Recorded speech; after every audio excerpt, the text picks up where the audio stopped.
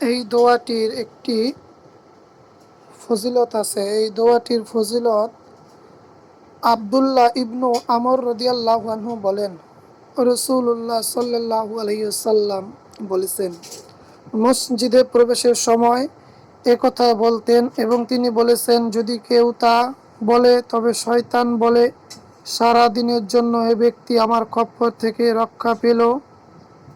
এই দোয়াটি হলো আল্লাহুম্মা তাহালি আবওয়াবা রাহমাতিকা।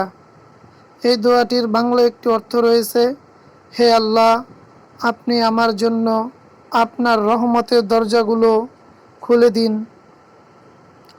যার জন্য আল্লাহ তাআলা তার রহমতের দরজাগুলো খুলে দিবেন, সে দুনিয়াতেও মুক্তি পাবে, আখিরাতেও মুক্তি পাবে, সে পরকালও নাজাত পাবে। দোয়াটি সহিহ হাদিস শরীফে বর্ণিত আছে।